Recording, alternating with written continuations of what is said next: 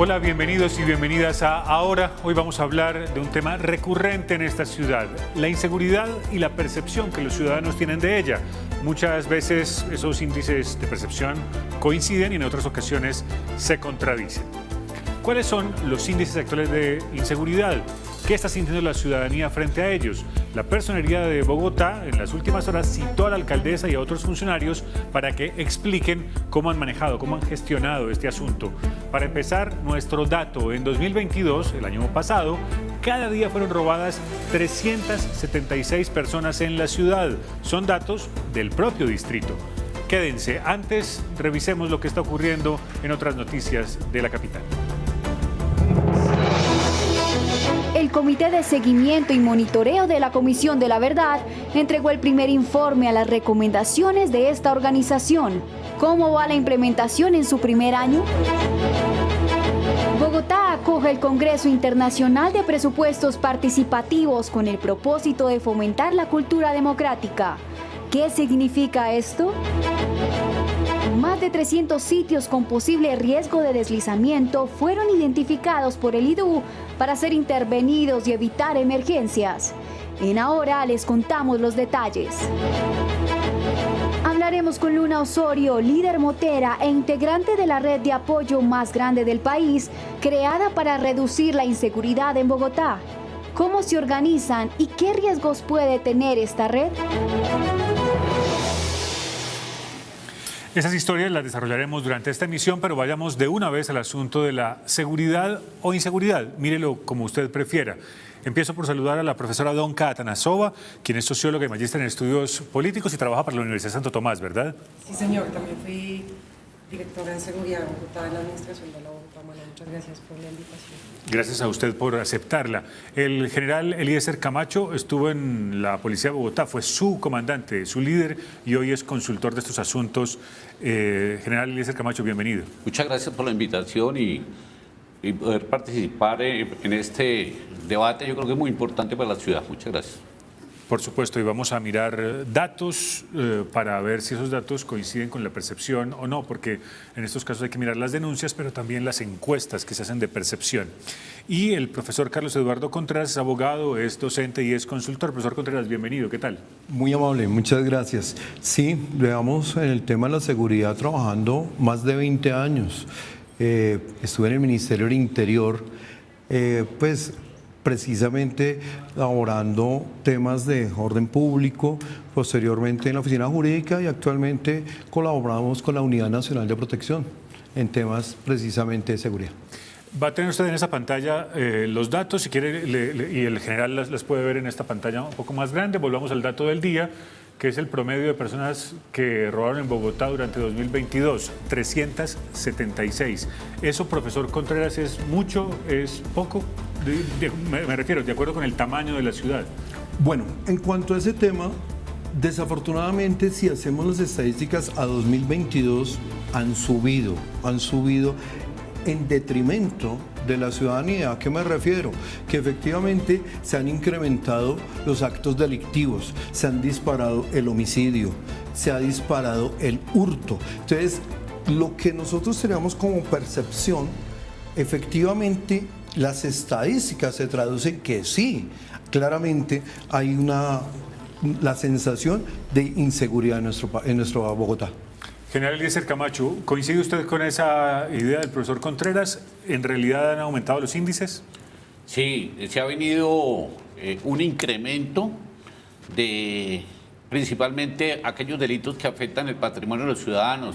El hurto a personas cerró en el semestre en el año 2023 con más de 72.000 casos. Si uno mira día a día, pues ha subido los índices y vienen reflejando eso precisamente en la denuncia ciudadana. Profesora Atanasova, una primera aproximación a este asunto. Sí, yo creo que es muy importante tener en cuenta, digamos, que más que solamente el aumento de índices, también la ciudadanía tiene una sensación de que está siendo desprotegida, ¿cierto? Que los principales cuerpos que deben responder de manera inmediata cuando ocurre un delito de estos o cuando hay una agresión contra una ciudadana o un ciudadano, no están respondiendo bien. Apenas el 23% de la ciudadanía tiene una buena percepción del servicio de la policía. El tema del servicio del 123, que antes estaba muy bien valorado en Bogotá, ha bajado y, digamos, tiene peor percepción en términos de qué tanto ayuda a resolver. Creo que el informe sobre impunidad que el Gobierno Nacional entregó la semana pasada, pues nos da unos datos absolutamente tristes, casi el 95% de no respuesta. Entonces, la gente se siente desprotegida, siente que las instituciones que deben responder para cuidarla no lo están haciendo bien, y también siente que los espacios públicos a los que todos los días tiene que estar expuesta son los más peligrosos, ¿cierto? En Bogotá, concretamente, la percepción frente a las calles y frente a las estaciones de Transmilenio y los puentes peatonales son absolutamente, digamos, dramáticos en términos de la sensación de inseguridad que la gente tiene, y todo esto nos genera un cuadro bastante preocupante frente a lo que para la gente termina siendo la sensación de inseguridad. Vamos a desglosar algunas de las cifras en nuestra próxima gráfica que tiene que ver con los tipos de delitos. Por ejemplo, con estas voces analizaremos este asunto, intentaremos comprenderlo mejor, pero hay en el siguiente informe otras voces para ilustrar mejor el asunto de la seguridad y la percepción de inseguridad.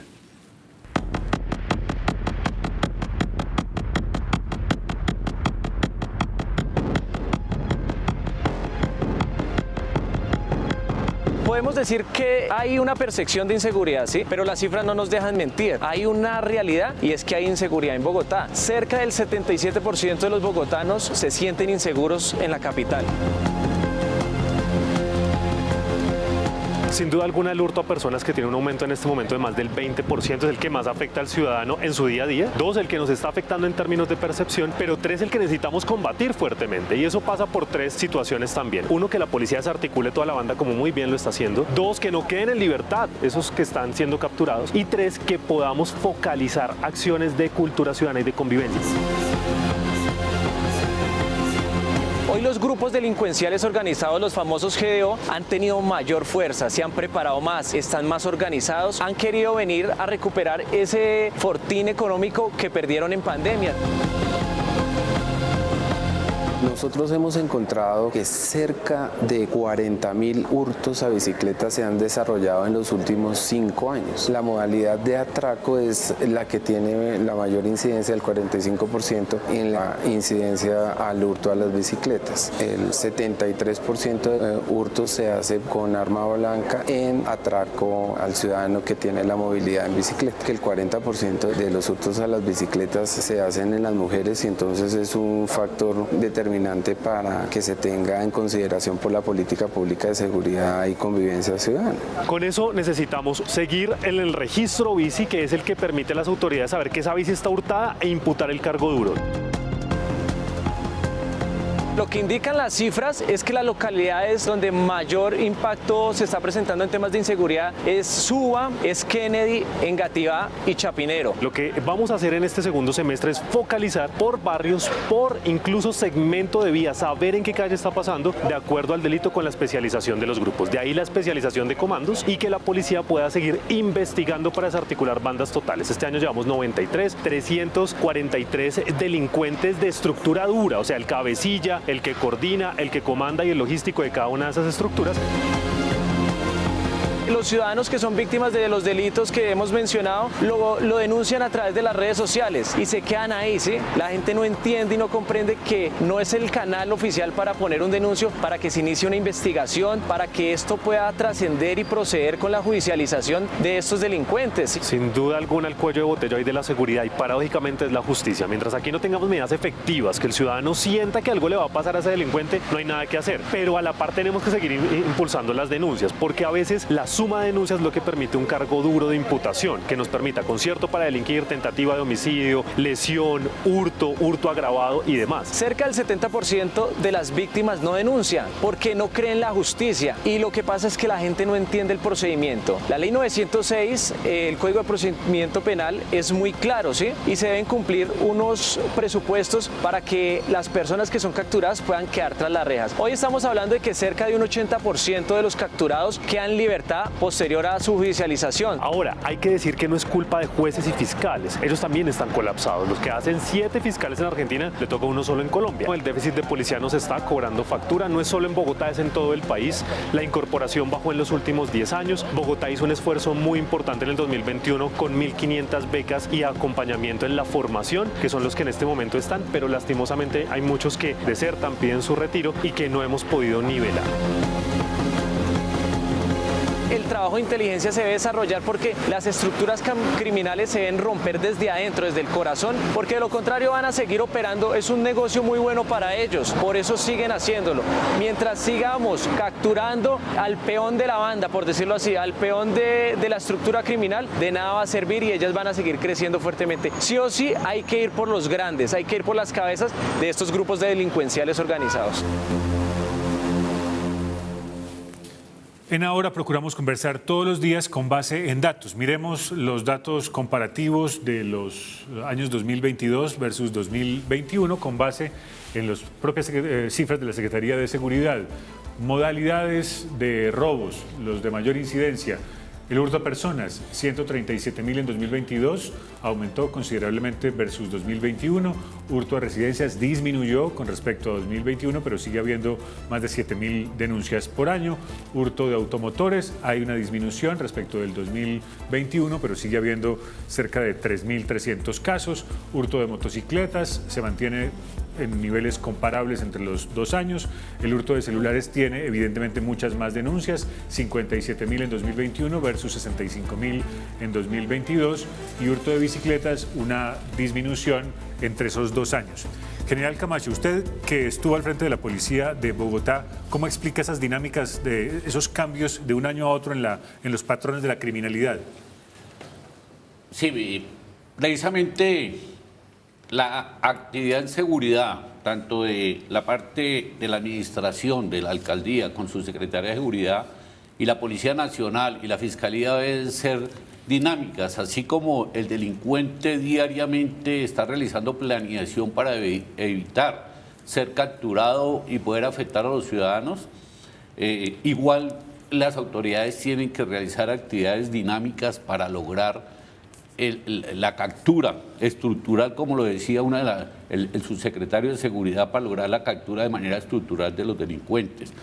Muchas veces solamente se ve las personas o las autoridades pidiendo policía, pero la policía es una parte de todo el engranaje de seguridad, no solamente es la que lleva toda la carga en materia de seguridad.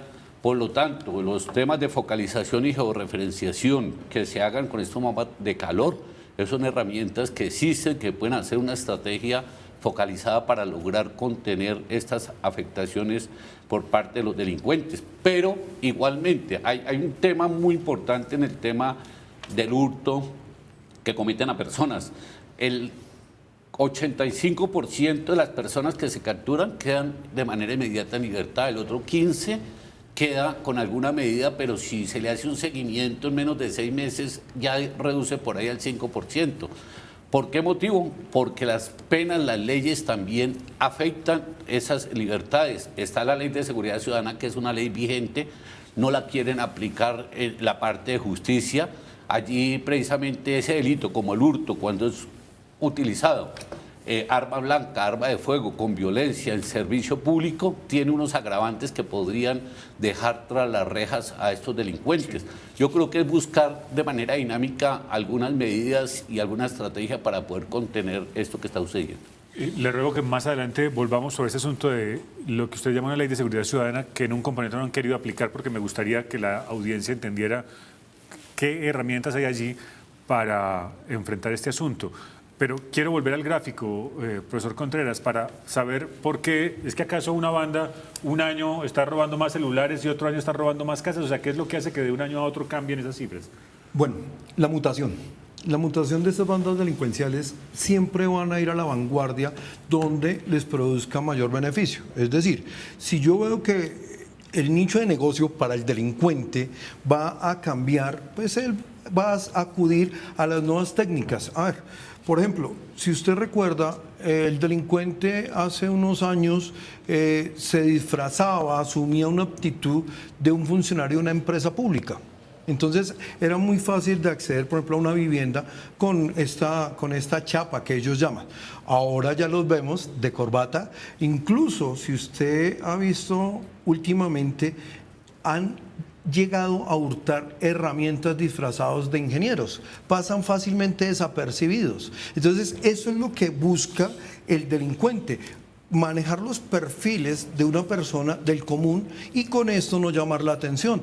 El hurto, por ejemplo, a viviendas, el hurto de celular, a bicicletas, sigue siendo de gran impacto, pero el delincuente se focaliza en lo que a ellos les puede producir un mayor enriquecimiento para él y su banda. Entonces hablamos de microtráfico, tráfico, pero él sigue mutando. Verbo y gracia. Por ejemplo, lo que nosotros vivimos en Bogotá. ¿Qué pasó? Nosotros teníamos una zona focalizada que era el Cartucho. Del Cartucho, ¿qué pasó? Salieron y solo pasaron una avenida, la Caracas, y se formó lo que todos conocimos como el Bronx. Entonces, son los mismos delincuentes, mutan de un lado a otro. Y hoy tenemos una problemática en el San Bernardo. Si eso es así, entonces volvemos al asunto, profesora Atanasova, de políticas realmente estructurales que combatan las causas entonces de la delincuencia. Claro, la manera, digamos, de, un poco como lo decía ahora el profesor, hay que entender qué está pasando con las rentas de las economías ilegales, porque aquí el problema no es, si bien esto tiene un impacto de calle en lo inmediato, ¿cierto? El atraco, el robo en las casas, el robo de vehículos, pero también esto tiene un mercado, o sea, no roban porque sí, roban porque hay detrás de esto una renta. Entonces, parte de lo que decimos es que esta articulación, del que también ha hablado el general, pues es muy importante que esa articulación trascienda lo inmediato y sin duda sea mucho más contundente en términos de las investigaciones fuertes de hacia dónde se están moviendo estas rentas de las economías ilegales, que es donde más nos está afectando, porque mientras sigue siendo muy rentable el negocio, obviamente pues las maneras de acceder a esto va a pasar. Un ejemplo, lo que en algún momento se había planteado frente al tema de celulares robados, o sea, aquí el tema no es solamente tengamos quienes roban en la calle, sino quienes están lavando estos celulares robados, quienes los están revendiendo, quienes los están volviendo a introducir a otras economías, quienes los están cargando, ¿cierto?, en camiones y llevándolos a Ecuador. O sea, esa economía que es donde está la ganancia gruesa, que genera un poco este impulso de abajo, ¿cómo la estamos combatiendo? Ahí yo siento que hay una dificultad muy grande en la articulación entre la Fiscalía, la Policía y las autoridades civiles, ¿cierto?, para compartir información, para impactar las bandas. En Bogotá han sido impactadas 27 organizaciones delictivas el año pasado, pero uno ve que rápidamente, ¿cierto?, se reencauchan porque no se está golpeando esa economía estructuralmente, sino los cabezas o los mandos medios de estas organizaciones. Entonces ahí es donde hay una ruta clave y sin duda esto tiene que estar acompañado de políticas de generación de ingresos. Mientras más gente, digamos, podemos disputarle a que no se involucre en las economías ilegales, más difícil es para esas economías, digamos, generar y sostenerse. Entonces necesitamos atraer más gente a las economías legales, pero esto se hace pues justamente dándole una disputa desde la generación de ingresos de manera equitativa a la gente, y esto aquí, digamos, hay dos lógicas de política que hay que articular. Veamos el mapa por localidades sobre las peores percepciones de inseguridad o de victimización. Los que están en rojo son las que tienen tal vez las peores cifras. Estamos hablando, por ejemplo, de Chapinero, de Barrios Unidos, de Antonio Nariño o de Ciudad Bolívar, incluso Kennedy Fontibón están en naranja, que también tienen dificultades. Lo decíamos, San Cristóbal, Chapinero, Barrios Unidos, Antonio Nariño. ¿Por qué esas, general Camacho? ¿Por qué esas en particular parecieran tener números peores?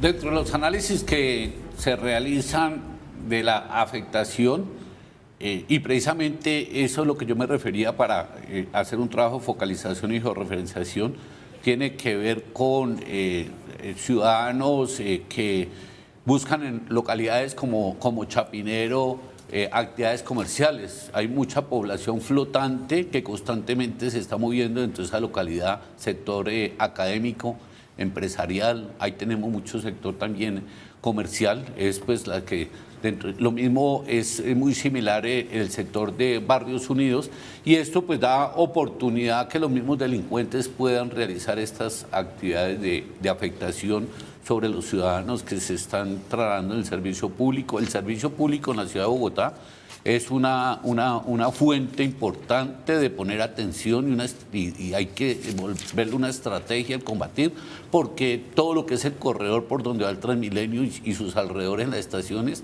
tiene precisamente eso, también una de las explicaciones que da este mapa por donde está pasando el Transmilenio muy afectado. Aquí estuvo el gerente de Transmilenio diciendo que aumentan el pie de fuerza y sin embargo las cifras todavía siguen siendo preocupantes. Veamos este mapa, profesor Contreras, pero mencionaba el general Camacho hace unos segundos una percepción que era la de los mapas de calor. Ustedes los expertos saben de eso, que ven las estadísticas y con base en eso saben si hay unos sectores en los cuales es más fácil intervenir. Cuéntenos un poco cómo funciona esa priorización por parte de las autoridades y de los expertos. Bueno, ¿qué es lo que sucede? Aunque sí se focalizan efectivamente en unas zonas, la percepción es general. A ver, ¿a qué me refiero? No va a entrar a distinguir ni estrato social ni personas. El delincuente básicamente lo que hace es atacar donde él se vea favorecido en su economía. A ver, veamos por ejemplo que si nosotros nos referimos a situaciones bastante complicadas, está en la localidad de Kennedy. Y en Kennedy encontramos donde, por ejemplo, una trabajadora sexual fue asesinada por no cancelar, por no pagar una extorsión. Esto mismo lo podemos ver en las zonas de Usaquén o en zonas de estratos altos. Entonces, aunque efectivamente se focalizan en ciertos sectores, es generalizada la situación del mapa de inseguridad. Entonces, tendríamos que mirar efectivamente qué es lo que el delincuente encuentra la facilidad para cometer la acción delictiva. Claro, pero si usted dice que eso es generalizado, entonces, profesora Atanasova, ¿qué puede hacer un diseñador de política pública? Es decir, el que está en la Secretaría de Seguridad o el actual comandante de la Policía Metropolitana, ¿dónde interviene? Si es verdad que es generalizado o hay unos sitios en los que usted eventualmente puede casi que hacer acupuntura y decir, intervengo a este punto. Claro, no. Las dos cosas, mira, porque si bien hay unas dinámicas generalizadas del crimen y hay unas economías, como lo decíamos ahora, ilegales, unas rentas del crimen que atraviesan la ciudad, sí hay zonas situadas, uno puede situar y leer las zonas de Bogotá, que son más o menos unas 18 o 20 zonas, que haciendo estos mapas de calor que llevan ya más de 20 años haciéndose en Bogotá, sabemos cuáles son esas zonas, sabemos dónde hay mayores dificultades, donde hay mayor incidencia del delito, donde hay mayor cruce entre incidencia de delito y, digamos, falta de oportunidades o segregación de oportunidades, pobreza, necesidades básicas, digamos, insatisfechas. Todos estos cruces existen. Lo que se necesitan además son modelos situados de intervención, que vuelvo y digo, no solamente apunten a la atención inmediata del crimen en el segundo que ocurre, sino en general al mejoramiento de las condiciones de vida y de trabajo de la gente en esas zonas. También es importante ahondar muchísimo aquí en un tema y es, digamos, como la manera en la que la fuerza local de policía enfrenta algunos contextos, ¿cierto? Allí ha sido ya muy sabido que muchas veces hay involucramiento de la fuerza en dinámicas delincuenciales o simplemente, digamos, se pasan por de largo algunos hechos que serían importantes ser mencionados, y esto hace que, por una parte, la gente pierda la confianza en la policía, lo cual lo vemos en todos los índices, insisto, el 21% de la gente apenas cree que el servicio de policía que recibe es un buen servicio, y por el otro lado hace que estas economías, un poco lo que mencionaba el subsecretario en su intervención ahora, que estas estructuras criminales pues se sientan con mucha tranquilidad de que no les va a pasar nada. Pero si uno hace sobre esto una atención situada y mira, ¿no? Y dice, oigan, en Ciudad Bolívar, en Luceros, algo nos está pasando, no estamos teniendo una respuesta policial efectiva, en el Codito algo nos está pasando, rotemos la fuerza allí, rotemos a los efectivos, miremos cómo articulamos mejor con las juntas de acción comunal, con las organizaciones sociales, cómo construimos un mapa de información mucho más actualizada, cómo fortalecemos el tejido social, cómo potenciamos economías populares que ayuden que haya presencia mayor en el espacio público de manera organizada. Ese tipo de modelos de diseños in situ son muy importantes para, digamos, lograr allí, en ese espacio concreto, tener una efectividad mayor.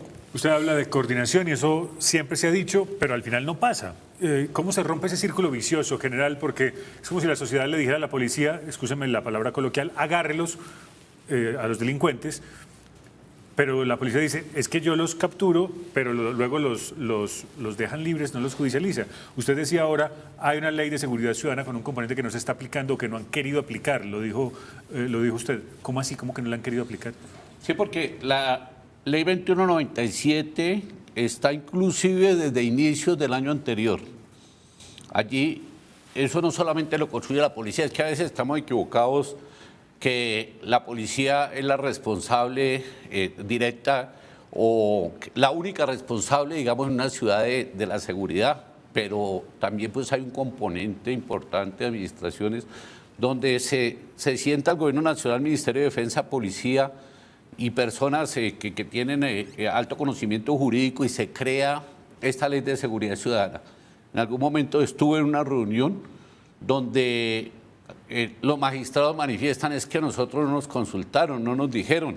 Allí hay unos agravantes importantes, como ya lo había mencionado, donde incrementan las penas por ciertos comportamientos que tienen los delincuentes y eso ayudaría precisamente mucho a que el ciudadano que ve que el policía captura a la persona, lo lleva a la URI y tiene una medida restrictiva de libertad, pues le da satisfacción también, pero si regresa a la tarde el mismo delincuente... Si no la han querido aplicar, ¿quién no la ha querido aplicar? ¿La rama judicial? Claro, la rama judicial son los que tienen que en últimas hacerle la aplicación, exigirle a policía y a fiscalía también que coloquen dentro de sus fundamentos la ley de seguridad ciudadana. Ellos ya definirán, pero que siempre estén también colocando esos agravantes para visibilizar si es necesario o es viable la aplicación de la misma. Ahorita veremos con nuestros otros invitados a qué agravantes se refieren, es decir, cuando se captura a un delincuente, ¿qué agravantes podrían imputársele para evitar que rápidamente salga de la cárcel? Ahora, que vaya a la cárcel no necesariamente quiere decir en nuestro país que deje de delinquir, pero de eso también hablaremos después de actualizar las noticias. Veamos las informaciones que les prometimos al inicio de esta emisión. Hoy el Comité de Seguimiento y Monitoreo de la Comisión de la Verdad entregó su primer informe. Laura Chambueta nos dice cuál es el balance de este primer año. Yamit y televidentes, muy buenas tardes. Yo los saludo desde el Centro de Memoria, Paz y Reconciliación, en donde diferentes actores se reunieron para hacer un balance del primer año de implementación de las recomendaciones de la Comisión de la Verdad. A un año de la entrega del informe final de la Comisión de la Verdad, el Comité de Seguimiento y Monitoreo a esta organización entregó su primer balance. Encontramos avances muy importantes como el reconocimiento del campesinado o la reforma constitucional que crea la jurisdicción agraria. También hay temas que quedaron pendientes, por ejemplo, lamentablemente se hundió la reforma política que condicionaba la paridad política entre hombres y mujeres al tema de las listas cerradas. En el panel se habló de la no inclusión de un artículo en el Plan Nacional de Desarrollo que tenía por objetivo acoger las recomendaciones de la Comisión de la Verdad. Lastimosamente el artículo se cayó en los debates en Congreso.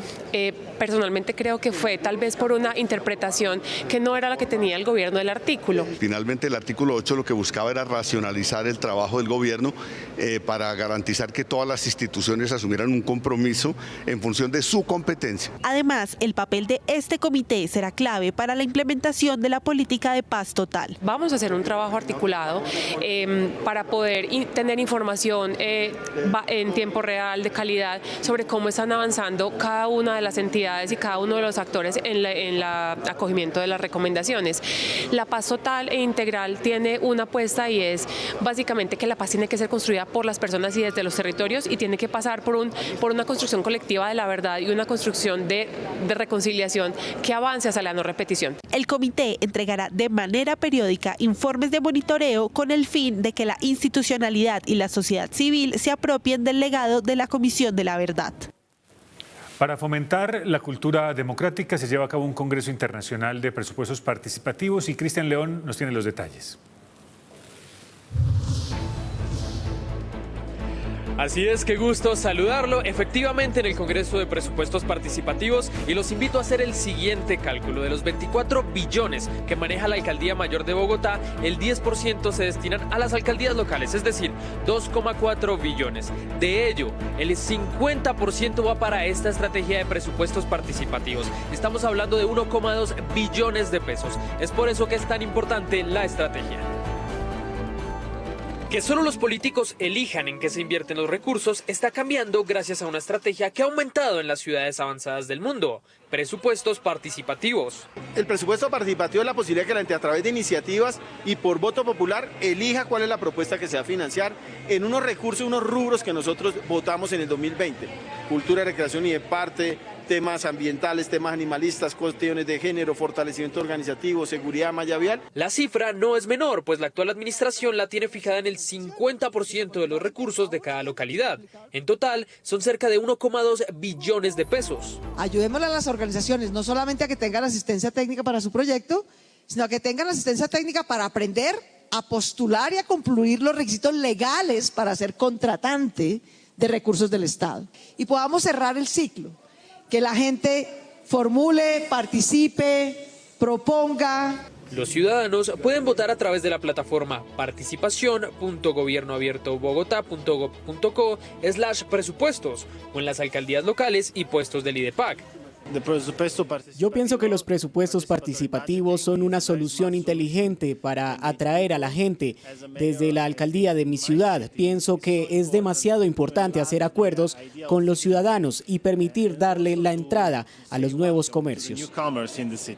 En total se han registrado 338.000 votos, la segunda ciudad latinoamericana con mayor participación detrás de Ciudad de México. Inviertan haciendo un congreso internacional sobre este tema, pues es una buena noticia para Bogotá y para Colombia tener un liderazgo en este aspecto central de la democracia más directa. Además, la ciudadanía también se postula y propone soluciones para que puedan ser ejecutadas por ellos mismos. El Congreso va hasta el 28 de julio, hay certificación por participar y se lleva a cabo de la mano de la Universidad Jorge Tadeo Lozano. En nuestra capital se dio a conocer un nuevo proyecto de infraestructura que busca intervenir las zonas inestables y con mayor riesgo de deslizamiento. Esteban Bejarano, ¿cuántos sitios serán intervenidos? Yami, televidentes de Ahora, buenas tardes. Más de 30 puntos fueron identificados y contarán con obras, los cuales están ubicados en localidades donde se han presentado afectaciones por deslizamientos de tierra, como en Ciudad Bolívar, San Cristóbal y la Vía La Calera. Cerca de 1.328.812 habitantes de Bogotá, según el IDU, se verán beneficiados con estas obras, que pretenden atender sitios inestables y críticos en la ciudad, con el fin de prevenir emergencias. Estabilización de sitios que presentan algún riesgo de inestabilidad geológica o geotécnica. Es para evitar precisamente deslizamientos que puedan generar dificultades en las vías aledañas. En total fueron identificados 38 sitios para ser atendidos, los cuales tienen un área de 88.397 metros cuadrados y están ubicados en Chapinero, Ciudad Bolívar, Rafael Uribe, San Cristóbal, Santa Fe, Sumapaz, Usaquén y Usme, además de algunos lugares en la vía Bogotá-La Calera. Según dieron a conocer, la inversión total para esta intervención es de 35.853 millones de pesos, lo que significa que cada sitio contará aproximadamente con 943 millones para su adecuación. La licitación está abierta. El cierre es el 1 de agosto. Estamos esperando que las empresas que tengan la experiencia que se pide, de acuerdo con los pliegos tipo de Colombia Compra Eficiente, presenten sus ofertas para participar en este importante proyecto que tendrá un gran beneficio. El proyecto debe contar con un diagnóstico del sector, estudios y diseños, además de las obras requeridas, lo que determinará la priorización de las construcciones. La licitación estará abierta hasta el 1 de agosto.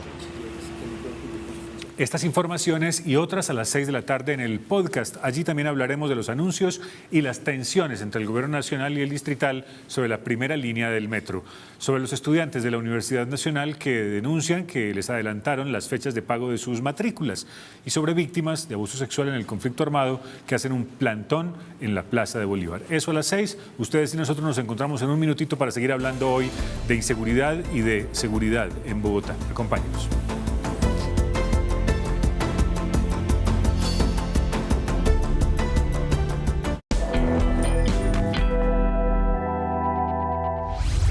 Trinos que recibimos con inquietudes que nos cuentan.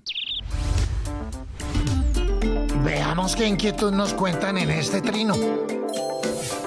Si deseo cambiar un artículo que no me sirve por el tamaño, ¿es legal que en el almacén no me quieran devolver el dinero? Con relación a esa inquietud, encontramos información que sirve para orientarnos. Acerca del deseo de cambiar un artículo por el tamaño, esto encontramos. Si la razón para pedir un cambio no es por defecto o falla del producto, es decisión del almacén hacer el cambio y tener al cliente satisfecho. Y sobre si es legal que el almacén no quiera devolver el dinero, esto encontramos. Solo cuando un producto en garantía falla y no puede ser reparado o cambiado, el almacén debe hacer la devolución del dinero reintegrando el valor total de la compra. Mejor dicho, que si tienen que devolver el dinero, no pueden salirnos con cuentos como que en este almacén solo se devuelve un porcentaje del valor de la compra, porque eso es, como dicen por ahí, hacerle conejo al consumidor. Aquí contamos lo que nos están contando que pueda servir para estar atentos y no comer cuento, tal cual.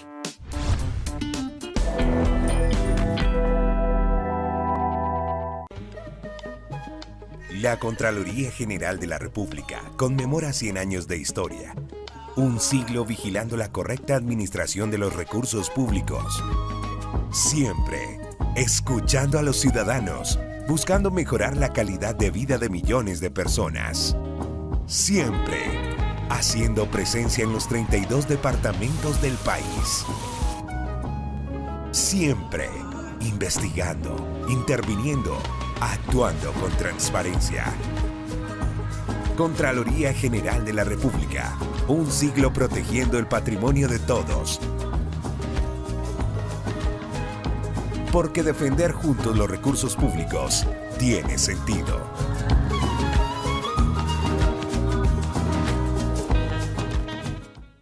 Colombia, potencia de la vida.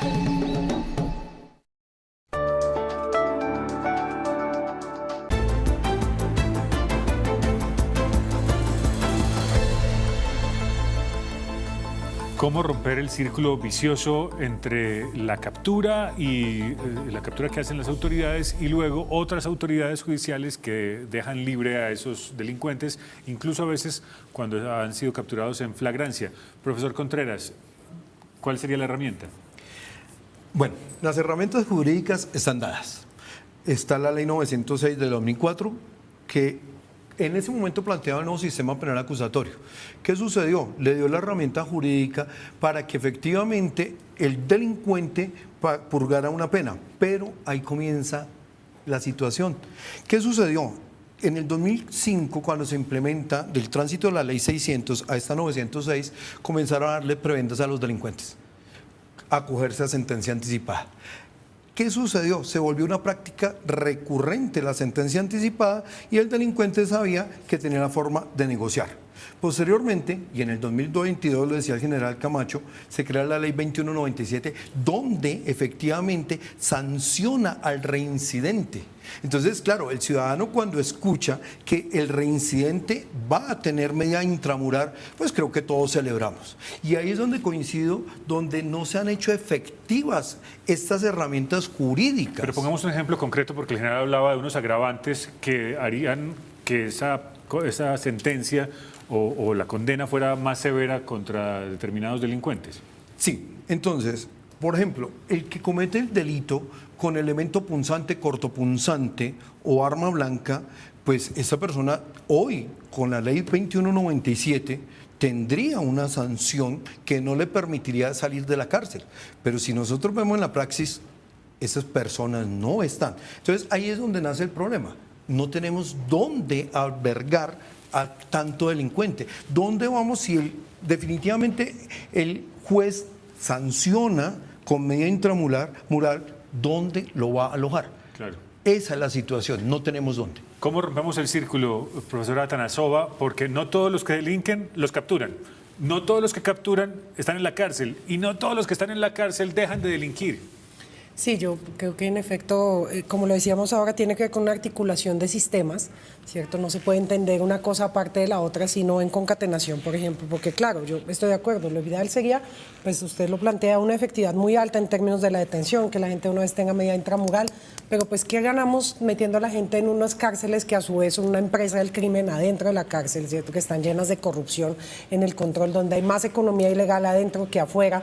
Yo digo, ¿de qué nos sirve, cierto? Yo creo que ahí, por ejemplo, en ese punto es muy importante rescatar la experiencia de la cárcel distrital, que creo que ha construido un modelo muy interesante de atención, digamos, de funcionamiento al interior, de freno y seguimiento a la corrupción, digamos, también de quienes están encargados del control de las cárceles, de unas medidas de resocialización y educación y de cuidado al interior para, digamos, la resocialización de las personas que están allí. Creo que es una experiencia muy exitosa que vale la pena revisar. Pero sin duda también hay algo que ocurre fuera, y es que estamos naturalizando, hemos ya sobrenaturalizado como sociedad el uso de la violencia, el escalamiento de la violencia, y casi que hemos ido aceptando que a pesar de que estas cosas son terribles, los atracos, todo esto que hemos hablado, pues eso pasa y hay que vivir con ello. Yo creo que ahí también hay un gran trabajo que hacer en términos de la convivencia, en términos de nosotros y nosotras como sociedad, ¿cierto? Ponerle un límite a esto que está ocurriendo, y sin duda la sensación de impunidad y justicia que está absolutamente caída, pero esa caída tiene mucho que ver, insisto yo, con la corrupción que hay al interior de las entidades que tienen que investigar, al interior de las entidades que tienen que procesar las capturas, al interior de las entidades que son los primeros respondientes, que también muchas veces lo vemos. Yo no tengo acá general exactamente el dato actual, pero ¿cuántas de las capturas se caen por procedimientos mal hechos? Porque yo creo que ya en la misma policía a veces existe, si no son problemas de corrupción, casi que una aceptación de que este chino igual en 2 días va a volver a estar afuera, eso dejémoslo salir, ¿cierto? O sea, como sociedad en general tenemos esto naturalizado y hay que salir de ahí, y quienes deben poner ejemplo de primera, yo creo que policía, fiscalía y autoridades civiles pues deben estar al frente de esto y no seguirlo naturalizando y trasladando la responsabilidad a la sociedad. Aquí hay una discusión permanente, ya lo saben ustedes, entre percepción y denuncias. Veamos cifras por localidades que comparan registros, es decir, denuncias efectivamente hechas, con respuestas que dio la gente en encuestas donde decía yo fui víctima de tal cosa. Entonces, si ustedes ven, los cambios en las localidades son evidentes. Mientras los hurtos realmente denunciados en 2022 mostraban que, por ejemplo, localidades como La Candelaria, Santa Fe de los Mártires, Chapinero y Teusaquillo tenían el mayor número de denuncias, el mayor número de percepción de victimización o de reportes de victimización estaban en localidades como Barrios Unidos, Antonio Nariño, San Cristóbal y sí, ahí sí coincide Chapinero. ¿Por qué esa diferencia, general, entre los datos de registros o denuncias efectivamente hechas y los sitios donde la gente dice haber sido víctima de una denuncia y se lo dice pero a una encuesta? Sí, precisamente hay varios factores, no solamente es la incredibilidad a las autoridades. Hay personas que no denuncian porque ven que posteriormente en los procesos no sucede nada, y menos cuando son menores cuantías. Hay personas que el día a día del mismo trabajo manifiesta no tener el tiempo necesario para poder ir a denunciar y realizar el correspondiente procedimiento, que en una estación de policía es un poco demorado, pero no conoce también las herramientas que hay tecnológicas en las páginas de la policía, en las páginas de la fiscalía, donde allí se le puede recepcionar también las denuncias para que este comparativo que usted nos está mostrando hoy sea más real. Y como nuevamente repito, y podamos hacer un tema de focalización. Son diferentes factores, no todo es credibilidad, porque también hay unos temas, pero sí hace falta más compromiso con la denuncia para en realidad poder hacer unos trabajos de focalización. Usted lo alcanzó a mencionar hace un momento en otra pregunta. Si es necesario o si hay unas herramientas que tenemos que se puede calcular la mayor frecuencia de un determinado delito, como le digo, el tema por los corredores por donde va el Transmilenio es de muy alta afectación en el tema de hurto y sus alrededores. Ahí es sitios donde necesariamente tiene que haber unos dispositivos especiales diferenciales para poder atender a esos ciudadanos y evitar ese tema. Pero yo creo que es la explicación por qué no va la percepción o la victimización de la mano con la realidad de las denuncias que tenemos.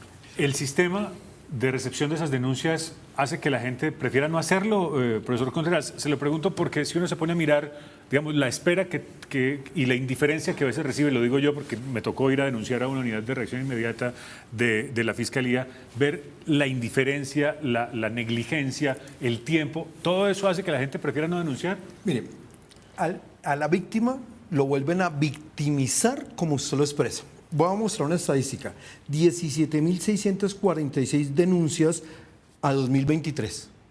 Esto no se traduce ni siquiera en el 80 o 90%, me atrevería a decir, de lo que realmente sucede. Ahora, ¿qué sucede? El ciudadano de a pie va a sentir que va a perder tiempo irando a denunciar.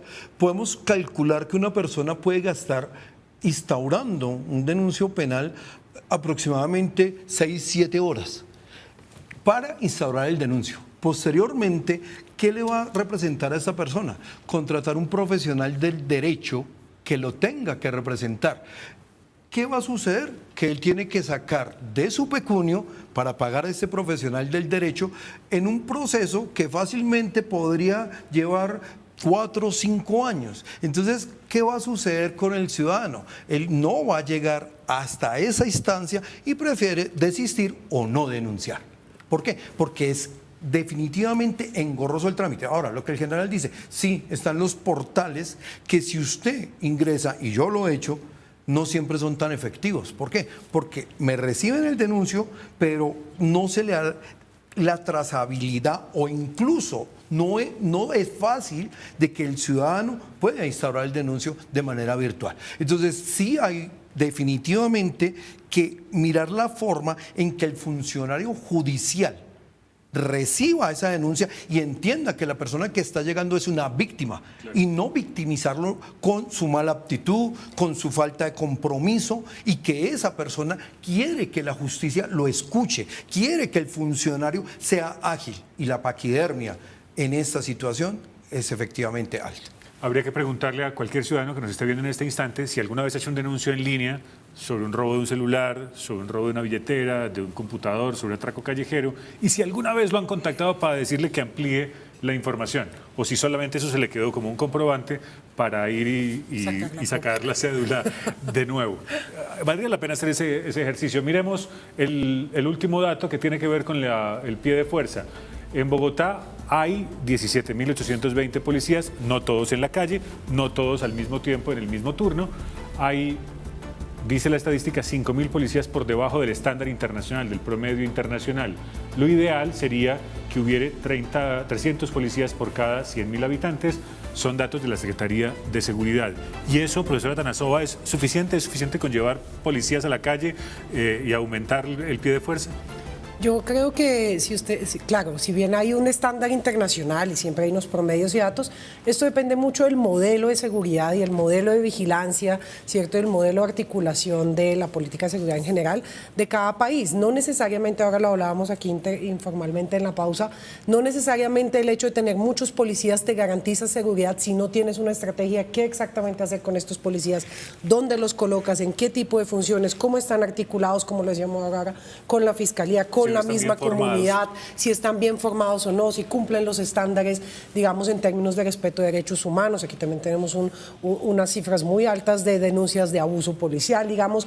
No necesariamente, como dice la gente coloquialmente, la policía es seguridad, ¿cierto? Lo que sí es que si nosotros insistimos en un modelo en donde lo principal sea la presencia policial y no tenemos suficientes policías, pues obviamente nos genera una segunda contradicción, y es que además de que no es efectivo nuestro modelo, tampoco tenemos cómo, digamos, desplegar de manera plena. Yo siempre coloco un ejemplo, ahora lo hablábamos, y es el caso de Corabastos. Corabastos es una de las zonas con mayores, o sea, los alrededores de Corabastos, María Paz, El Amparo, la parte alta de Patio Bonito, ¿cierto? Son de las zonas con mayores índices de inseguridad integrales de la ciudad, ¿cierto? De todos los que usted pueda ver, ahí están todos. Corabastos cuenta con un cuerpo de policía propio, especializado, y no hay la capacidad, digamos, hay mayor concentración de policías que en cualquier otro lugar de la ciudad, y no ha habido capacidad de controlar estas dinámicas de crimen alrededor, que durante más de 30 años, yo creo que General me corregirá, sigue siendo uno de los sitios sostenidos de más altos de inseguridad en la ciudad. Entonces, digamos que no es tan sencillo el balance, no es un problema de unidades. Yo entiendo el debate político que puede haber entre la alcaldía, el gobierno nacional, el tema de presupuestos, o sea, hay otros factores involucrados, pero no es verdad que el modelo de seguridad solamente dependa de la cantidad de policías y esto nos va a resolver algo en sí mismo. Ese debate al que se refiere la profesora Atanasova tiene que ver con esa discusión de la alcaldesa de Bogotá diciendo el distrito invirtió una plata formando unos policías, 1.200, 1.500, y no se quedaron en Bogotá, se los llevaron para otro lado. Pero es que hay otro problema que nos contaba el general Eliezer Camacho en la pausa, es que en Bogotá entran unos policías cada año, pero también salen por diferentes razones, general. Sí, claro que sí. Y explicar el número que tenemos precisamente que estábamos mirando en pantalla, 17.820 policías es el total, incluyendo los auxiliares de policía. Ahí tenemos el personal de protección, tenemos el personal de tránsito, de la parte administrativa. En realidad no alcanzan a llegar 5.000 policías para la ciudad en las 24 horas. Tiene que hacerse por turnos, calculemos 1.500 policías que puedan estar por turno atendiendo cualquier situación especial, pero estos mismos policías son los que cubren cuando hay un estadio, cuando hay un concierto, no que los saquen del cuadrante hacia el servicio, pero sí que su tiempo de recuperarse es el que se utiliza para llevarlos a estos eventos, y eso necesariamente tiene que hacer un desgaste. El tema que me preguntó directamente de la polémica que hay, los policías llegan a la ciudad, siempre llegan, es una ciudad que recibe 1.500 policías anualmente, haya becas o no haya becas, siempre Bogotá y las grandes ciudades como Medellín, Cali, Bogotá tienen un apoyo permanente. Lo que sucede es que la dinámica es tan alta por el tema del mismo régimen especial que tenemos, que devolvió inclusive el Consejo de Estado un tiempo a unos policías que nos fueron con 20 años, nos fueron en el país más de 16.000 policías. Eso afecta necesariamente los retiros. Hoy, el que cumple 25 años, tienen otras ofertas económicas, laborales importantes, también se retiran. Entonces, ¿el promedio salen cuántos por año? Yo, más o menos, de acuerdo, cuando estuve comandante, podemos estar hablando de 600 a 800 policías que se van en el año por voluntad propia, porque los retiramos por discrecional, porque cumplen su servicio. Muertos también tenemos en accidente de tránsito, procedimientos policiales.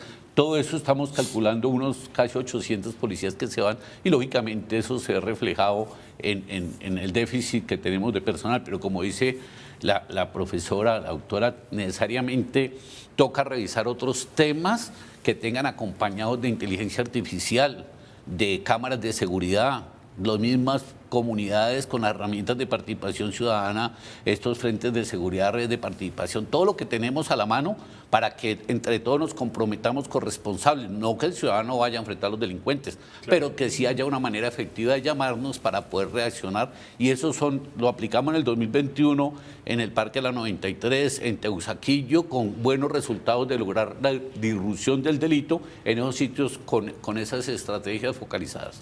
Usted decía de la manera en la que los ciudadanos se ven afectados, que no deberían ser ellos quienes asuman justicia por mano propia o la autoridad en sus manos, sino que de verdad puedan confiar en las autoridades. Pero ¿cómo se sienten ellos en la calle? ¿De qué manera han sido víctimas del delito? Aquí están sus respuestas. Me robaron en la 1 de mayo con Boyacá. Me atracaron y pues fue una experiencia que la verdad no se la deseo a mucha gente. Timbraron, entonces yo salí, abrí y llegaron dos parejas. Ellos de una vez sacaron una pistola y me encerraron en mi habitación. Me pusieron un cuchillo en el estómago y una pistola en la cabeza. He sido víctima de cosquilleo, pero sí he visto cómo roban a gente todo el tiempo. Estaba sacando el carro del parqueadero cuando dos sujetos en una moto, uno de ellos me encañonó y el otro tomó el vehículo y trató de vivir con él. Me robaron mi chácaro, los papeles del carro, los 3 millones que llevaba en efectivo. Tuve que hacer una llamada telefónica y apenas vio que yo salí, él salió detrás mío y pues me retuvo, por decirlo así, por la espalda, me puso un cuchillo en la garganta y pues me tocó entregarle todo. Una mujer se quedó en el baño conmigo, me encerró en el baño mientras los otros esculcaban la habitación de mis papás. Hubo un momento que timbraron y era mi mamá, pero uno de ellos fue el que le abrió y la encerró conmigo. Uno de ellos me retuvo, el otro hurtó el computador del vehículo, se llevó unos elementos personales que tenía dentro de la guantera. Se robaron los 2 celulares y dinero. Más o menos, nosotros tenemos un presupuesto de 25 millones más o menos. A las 2 horas me entró una llamada de un número desconocido manifestándome un sujeto que tenía el computador y me daba un precio para devolvérmelo. Pues yo procedí a llamar al concesionario directamente para evitar comprar elementos hurtados, pero ellos me manifestaron que se demoraba aproximadamente un mes esos gastos, sumaban más o menos 6 millones de pesos. La policía llegó acá, tomaron huellas y eso, pero pues ya, en eso se quedó, tomaron huellas y ya, no hubo como algo más. Yo que fui a la fiscalía y iba ya como 5 horas esperando y eso no lo atienden a uno, que sí, que esté pendiente, que toca que vaya viniendo, pero entonces si uno se va allá a estar peleando, pues uno no va a trabajar para responder por ese dinero. Pues opté por comprar el mismo computador que me habían hurtado. Me costó 1.600.000. Yo duré prácticamente una semana sin poder dormir. O sea, yo me imaginaba eso. Ya obviamente pues con el paso del tiempo pues uno se va calmando, pero en ese momento sí fue algo como traumático para mí. Uno puede ir a cualquier mercado negro y conseguir el repuesto que sea, la carcasa, la llanta, el rin, el radio, todo, y es un mercado negro que nadie controla. Algunas de las víctimas entrevistadas solicitaron que su identidad fuera protegida por temor a alguna retaliación. No solo nos la está dando la Secretaría de Seguridad, no solo nos la está dando el DANE, sino que efectivamente las redes sociales se encargan de difundir este tipo de delitos. Entonces, claro, la percepción que tiene el ciudadano es totalmente de que estoy en una ciudad insegura. Ahora, ¿qué es lo que sucede? Que definitivamente, aunque el delito está ahí, el ciudadano al denunciar, lo que hablábamos anteriormente, no encuentra respuesta. Entonces, esa sensación efectivamente se traduce en una realidad. Y sí hay inseguridad. Ahora, el tema de los ciudadanos, ellos han querido mitigar esto con frentes de seguridad. ¿Qué sucede con los frentes de seguridad en cada barrio? Que tiene el auspicio de la policía y efectivamente se les va a dotar de medios tecnológicos, pero el ciudadano quiere tomar justicia por mano propia. Y cuando el ciudadano toma justicia por mano propia es donde viene el problema. ¿Por qué? Porque termina incurso en otro delito. Ahí se rebaja al nivel del delincuente. Y yo no soy delincuente, yo soy un ciudadano de bien, pero me están poniendo en esa posición. Pero su advertencia me sirve para introducir el siguiente informe de Andrés Zapata, que tiene que ver con una estrategia de la Secretaría de Seguridad para involucrar a los motociclistas. ¿Cómo va a hacer eso, Andrés?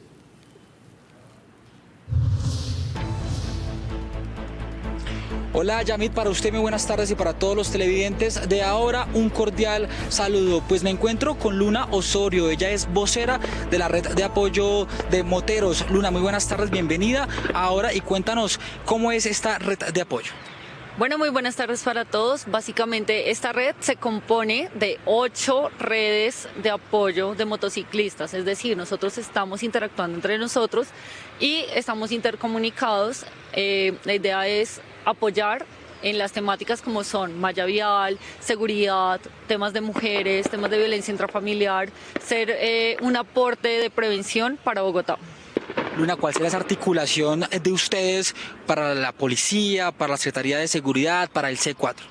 Bueno, básicamente la articulación que estamos haciendo es que nosotros vamos a estar comunicados con las entidades como lo son Secretaría de Seguridad Metropolitana en su área de prevención y con gobierno. ¿Cuál es la idea? Que nosotros podamos tener una comunicación asertiva en tiempo real. Nosotros estamos en la calle día y noche y pues podemos ver situaciones anómalas, situaciones de inseguridad o situaciones que pueden generar violencia o conflictos en los ciudadanos. Entonces la idea es que podamos ser un aporte informativo que ayude a la prevención de estas problemáticas en Bogotá. ¿Cuáles serán, Luna, esos medios de comunicación por los cuales ustedes pues, van a transmitir la información a la policía de Bogotá? Bueno, actualmente nosotros utilizamos radios como este tipo de radios nosotros los utilizamos y son comprados o adquiridos por cada uno de los líderes de las redes y algunos de los integrantes. Pero ¿cuál es la idea? Que se pueda llegar a un proceso en donde todos estemos comunicados con los mismos aparatos, con los mismos medios tecnológicos, que sea el mismo que tengan en el C4, que sea el mismo que tenga Metropolitana, que tenga Secretaría de Seguridad, para estar de verdad intercomunicados todos. Luna, y una de las preocupaciones que quizás tienen los ciudadanos es cómo van a hacer ustedes pues, para no realizar la justicia por mano propia a la hora de que ustedes aborden a un ladrón. Bueno, hay que decir que las personas que estamos liderando este proceso de las redes de apoyo somos personas que ya tenemos una previa capacitación en cuanto al manejo de situaciones y la idea es que esa capacitación llegue a todos los integrantes, que la ciudadanía no tenga que estar tomando la justicia por mano propia, sino que de verdad la policía nos acompañe, actúe y ellos hagan las capturas pues de la mejor manera. Y finalmente, ¿cuándo se dará inicio a esta red de apoyo y a esta articulación con la policía? Bueno, de por sí, ahorita hay unos temas de unos operativos que se están llevando a cabo con algunas alcaldías locales. La idea es que tengamos una reunión con Secretaría de Seguridad en donde vamos a tener de manera organizada un cronograma de actividades para que podamos apoyar especialmente de manera preventiva. Luna, pues agradecerte por tu tiempo. Serán más de 3.500 moteros que estarán en esta red de apoyo. Yamit, siga usted con más información. Andrés, gracias. Buena tarde. Y dicen nuestros expertos que sea de información, de apoyo, pero que en ningún caso asuman la justicia o la autoridad en sus manos porque no les corresponde y porque pueden ponerse en peligro. Tenemos muy poco tiempo para unas conclusiones, recomendaciones o reflexiones de nuestros invitados e invitadas para terminar este programa de ahora sobre seguridad. Profesora Atanasova, las suyas. Bueno, las mías son tres. Una primera que creo que ha faltado mencionar aquí y es la cantidad de funciones y responsabilidades que la policía tiene, digamos, son muchísimas y si la cruzamos con esto que hablábamos de la cantidad de efectivos que tenemos y el déficit, pues se nos vuelve muy complicada la atención de un modelo integral. Creo que es fundamental que temas de convivencia, que temas, digamos, de regulación de cierto tipo de fenómenos en el barrio, en la familia, puedan tener también otros respondientes para que la policía pueda también estar concentrada en, digamos, en este cuidado del espacio público y de lo que allí ocurre tras milenio. Bueno, todo lo que hemos dicho son los focos. Lo segundo, insistir en los modelos situados de atención integral, intersectorial, en las zonas que mayores problemas de inseguridad presentan en la ciudad, atención que tenga que ver con la generación de ingresos, que tenga que ver con acceso a servicios y a derechos, que tenga que ver con cuidado de los jóvenes, con los temas de violencia intrafamiliar, no solamente, digamos, con el control inmediato del crimen, de la delincuencia y finalmente el tema de las rentas de las economías ilegales. Yo creo que si no tenemos una política sostenida en torno a eso, va a ser muy difícil que controlemos las expresiones violentas de estas rentas ilegales. ¿A dónde se van esos artículos robados? Esa es la gran pregunta que todavía no acabamos de resolver. Profesora Donka Atanasova, gracias por haber estado con nosotros. Muchísimas gracias a ustedes por la invitación y por siempre generar estos debates tan amplios. Su conclusión, general Eliezer Camacho. Yo vuelvo y repito el tema que he tratado de manejar y que todos lo hemos dicho, la integralidad en las acciones importantes. Por ejemplo, los operadores de los celulares son personas o empresas que nos han comprometido. Entonces todo carga en lo mismo, sigue el hurto, sigue de que a ellos les interesa que siga rotando la economía, pero no ven que muchas veces esos celulares están untados de sangre, pero siguen como entonces una SIM, pues el operador sigue vendiendo eso. Yo creo que sí falta compromiso de parte de algunas instituciones, de algunas dependencias en ese tema para poder controlar. Yo sí pienso que la solución no es dar libertades, esos decretos que hoy hablamos de humanización del sistema penitenciario, quitando los delitos para poderlos sacar a la calle sin ninguna clase de resocialización, eso es mortal para una sociedad. No, lo que toca es construir unas instalaciones que sean, primero, con respeto al derecho humano hacia estas mismas personas que han delinquido, pero también que haya un campo de resocialización en ese mismo, que si dura 5 años la persona salga sirviendo algo para la sociedad, que aprenda algo porque nunca aprendieron a trabajar. Yo creo que ese es un buen punto que debe, y incluso escucho a algunos candidatos, yo creo que hay unos que están muy enfocados a ese punto. Y el otro tema, ese es que haya una solución social. Yo puedo meterme, claro, al amparo, ¿sí? Y sacarlos de allá, y los saco con fuerza. Lo que pasó con el cartucho, lo que pasó con el Bronx, los tenemos atomizados por todo el país y por toda la ciudad, y dicen, las mismas cortes dicen es que es la libre, albedrío, libre, carácter y personalidad, ¿sí? Y entonces el otro arrinconado allá, que por las mismas ciudadanas, por los atracos, por lo mismo que sienten en sus barrios por ver la gente tirada en la misma 30, lo cogieron de cambuche todo. Pero ¿dónde está la solución de parte de las administraciones o de la misma justicia en temas sociales para que haya una respuesta que no todo sea fuerza, sino que también haya una solución social para llevar a albergues o alguna cosa que un ofrecimiento, una oferta institucional para esas personas? Lo mismo el tema, por ejemplo, de los recicladores. Claro que es una labor seria, una labor de trabajo, pero poner yo en toda la ciudad centros de acopio, donde yo llevo el cartón allá en las noches, voy con mi carreta, voy con mi pareja sentimental, entrego el cartón, me dan unas monedas, al lado tengo el bazuco o lo que me venden, me meto a la carreta, vivo ahí, no hay un control social y muchas veces hasta me procreo allá adentro, pero no hay un control. Entonces debe haber como algo también, un orden de parte de la administración para que la policía pueda hacer mejor su trabajo. General Camacho, gracias por haber venido. A usted, muchas gracias. Rápidamente, profesor Contreras, una conclusión. Bueno, antes de concluir, coincido con el general Camacho que la jurisprudencia protege a este habitante de calle. Para hacer ese paréntesis antes, aquí definitivamente el tema de la seguridad tenemos que tratarlo desde el tema de prevención. Porque es que si no hacemos campañas de prevención no vamos a hacer nada. Entonces tenemos que articular Policía Nacional, Seguridad Privada y efectivamente el ciudadano del común. Se hizo en el 2002 con el decreto 3222 cuando articulábamos Seguridad Privada y Policía Nacional, funcionó. ¿Qué tenemos que hacer ahora? Retomar el tema uniendo a estos ciudadanos como los moteros, los taxistas que están 24/7 y de esa forma vamos a prevenir el delito. Definitivamente tenemos que articular también a las instituciones, Policía Nacional, Fiscalía General de la Nación y ramo judicial. Si no, no vamos a tener ningún resultado. Profesor Contreras, gracias por habernos acompañado. A ustedes muy amable por la invitación, muchas gracias. Es tiempo de campaña electoral y hoy hay un montón de gente experta que se lanza a los puestos de elección popular diciendo que saben cómo combatir la inseguridad.